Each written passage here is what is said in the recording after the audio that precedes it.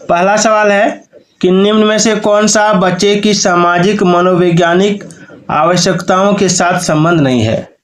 Option है सामाजिक अनुमोदन, संवेगात्मक सुरक्षा की आवश्यकता, शरीर से अपशिष्ट पदार्थों का नियमित रूप से बाहर निकलना, सानिध्य की आवश्यकता। तो देखिए इसका राइट आंसर होगा ऑप्शन सी, शरीर से अपशिष्ट पदार्थों का नियमित रूप से बाहर निकलना। ये बच्चे की सामाजिक मनोवैज्ञानिक आवश्यकताओं के साथ इसका संबंध नहीं है। ठीक है, उसके बाद दूसरा देखिए, सबसे अधिक गहन और जटिल समाजीकरण होता है, कौन सा होता है। सबसे अधिक गहन और जटिल समाजीकरण कौन सा होता है। तो देखिए सबसे अधिक गहन और जटिल जो होता है वो होता है आपका किशोर अवस्था के दौरान। ठीक है, अगला है निम्नलिखित में से कौन सी संस्था सामाजिक परंपराओं के हस्तांतरण में सबसे अधिक योगदान करती है। तो इसका आंसर होगा परिवार। परिवार जो है सामाजिक परंपराओं के हस्तांतरण में सबसे अधिक योगदान करती है।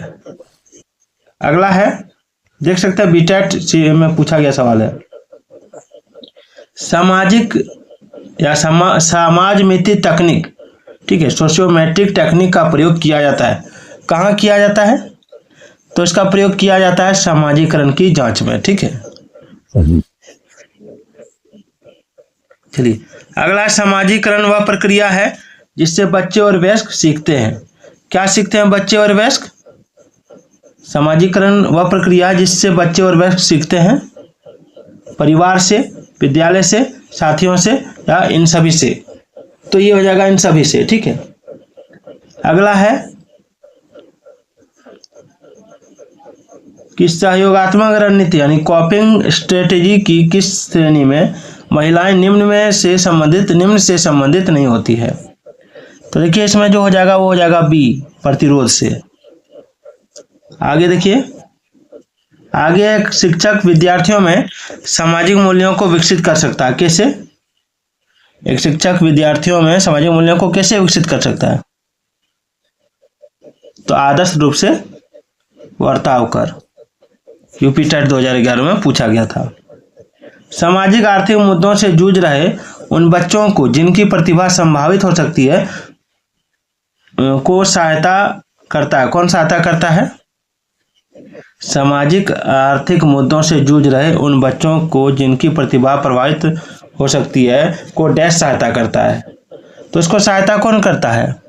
तो इसको सहायता करता है स्वाधिगम मॉडल। ठीक है, ऑटोनोमस लर्निंग मॉडल। ठीक है, चलिए शिक्षा के संदर्भ में समाजीकरण से तात्पर्य क्या है।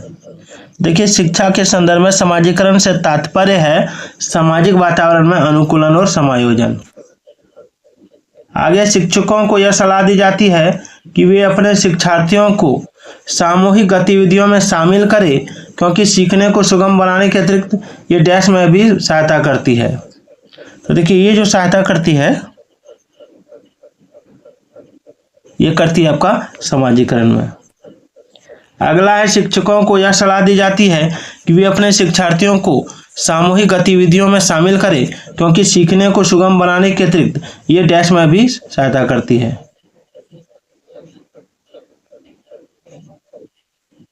तो देखिए सवाल रिपीट हो गया है। ठीक है, दोनों में एक ही सवाल है, समाजीकरण।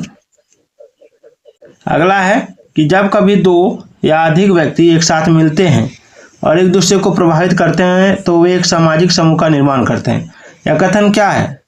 आंशिक रूप से सत्य, सत्य, कदाचित सत्य या असत्य। तो इसका आंसर होगा सत्य। चलिए बच्चों के सामाजिक विकास में डैश का विशेष महत्व है। किसका विशेष महत्व है। तो देखिए सामाजिक विकास में जो महत्व होता है वो महत्व होता है आपका खेल का। ठीक है, क्योंकि खेल में जो होता है बच्चे समूह में खेलते हैं और समूह में रह के वे सब उन्हीं को देख के सीखते हैं। चलिए आगे चलिए, समाजीकरण जो है, ठीक है, समाजीकरण है क्या है। सामाजिक मानदंडों में परिवर्तन, शिक्षक एवं पढ़ाए गए के बीच संबंध, या समाज के आधुनिकीकरण की प्रक्रिया, या समाज के मानदंडों के साथ अनुकूलन। तो इसको कहेंगे ऑप्शन डी, समाज के मानदंडों के साथ अनुकूलन। निम्न में से किसका मिलान उचित है। निम्न में से किसका मिलान उचित है। देखिए सामाजिक विकास वातावरण से होता है, इसका मिलान उचित है। ठीक है, उसके बाद है समाजीकरण में सम्मिलित हैं सांस्कृतिक संचरण और डैश। सामाजिक चरणकरण में क्या आपका सम्मिलित है? सांस्कृतिक संचरण और व्यक्ति का व्यक्तित्व विकास करना। ठीक है, कार्ट-लेविन के अनुसार समूह में जो परिवर्तन होते हैं उन्हें डैश कहते हैं। क्या कहते हैं? तो देखिए समूह में जो परिवर्तन होते हैं उन्हें गतिशीलता कहते हैं। आगे निम्नलिखित में से कौन सा वायुगोत्स्की के सामाजिक सांस्कृतिक सिद्धांत पर आधारित है?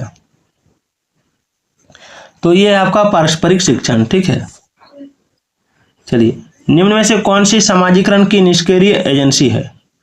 तो देखिए समाजीकरण की जो निष्क्रिय एजेंसी है वो है आपका ऑप्शन डी, सार्वजनिक पुस्तकालय। ठीक है, आगे है आप एक शिक्षक या शिक्षिका के रूप में रैगिंग और धमकाने के सख्त विरोधी हैं तथा इस संदर्भ में विद्यालय में पोस्टर लगवाते हैं तथा समिति बनवाते हैं। तो आपसे जुड़ने वाले किशोर जो इस विचार के दृढ़ विश्वासी हैं निम्नलिखित में से किस स्तर पर होंगे? तो देखिए इसका जो राइट आंसर होगा वो हो जाएगा आपका ऑप्शन डी, उत्तर पारंपरिक स्तर। ठीक है, चलिए अगला है निम्नलिखित में से कौन सा सूक्ष्म गति कौशल का उदाहरण है? तो सूक्ष्म गति कौशल का जो उदाहरण है वो है आपका ऑप्शन डी, लिखना। ठीक है, मनोसामाजिक सिद्धांत निम्नलिखित में से किस बात पर बल देता है? तो देखिए मनोसामाजिक सिद्धांत जो बल देता है वो उद्यम के मुकाबले में हीनता स्तर पर बल देता है। ठीक है,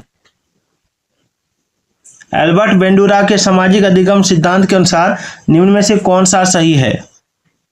तो देखिए जो सही है वो है आपका बच्चों के सीखने के लिए प्रतिरूपण एक मुख्य तरीका। ठीक है, बच्चों को शाब्दिक या गैर शाब्दिक दंड देने का परिणाम क्या होता है? तो देखिए इसका परिणाम होता है उनके स्वयं के प्रति अवधारणा को नष्ट करना।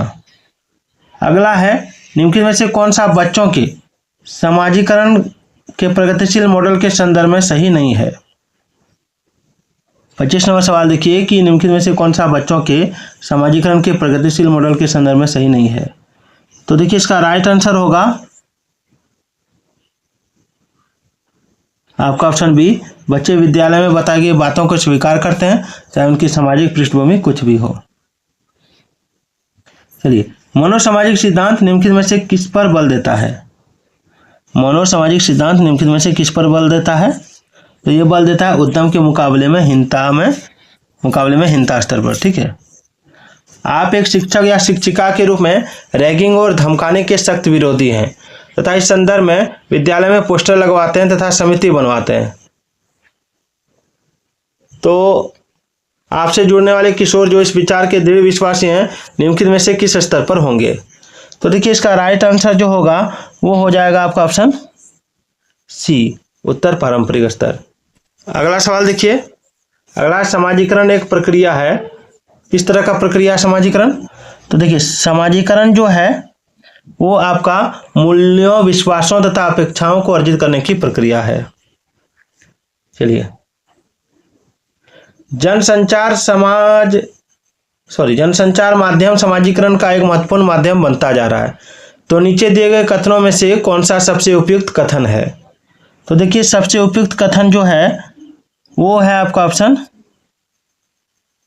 सी, जनसंचार माध्यमों की पहुंच बढ़ रही है और जनसंचार माध्यम अभिव्यक्तियों, मूल्यों और विश्वासों को प्रभावित करता है। सारे प्रश्न सीटेट, जेटेट, एमपीटेट में पूछे गए हैं। निम्नलिखित में से कौन सा समाजीकरण का प्रमुख कारक है?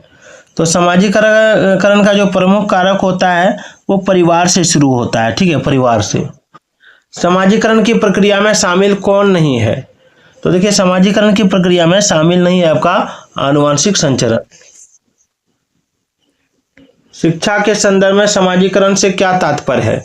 तो देखिए शिक्षा के संदर्भ में समाजीकरण से तात्पर्य होता है आपका ऑप्शन ए, सामाजिक वातावरण में अनुकूलन और समायोजन। अगला देखिए, नर्सरी कक्षा में शुरुआत करने के लिए कौन सी विषय वस्तु सबसे अच्छी है? तो देखिए नर्सरी कक्षा में शुरुआत करने के लिए सबसे अच्छी जो विषय वस्तु है वो है आपका ऑप्शन सी, मेरा परिवार। कक्षा में विद्यार्थियों से या शिक्षार्थियों से कहा गया है कि वे अपने समाज के लिए क्या कर सकते हैं, इसे दर्शाने के लिए एक नोटबुक में अपने कार्य की विविध शिल्पकृतियों को संयोजित करें। यह किस प्रकार की गतिविधि है? तो देखिए इसको कहेंगे पोर्टफोलियो आकलन। एक शिक्षक विद्यार्थियों में सामाजिक मूल्यों को विकसित कर सकता है, कैसे? तो आदर्श रूप से बर्ताव कर। बच्चे के समाजीकरण में परिवार डैश भूमिका निभाता है, मुख्य भूमिका निभाता है। तो वीडियो कैसी लगी एक बार कमेंट जरूर कीजिएगा।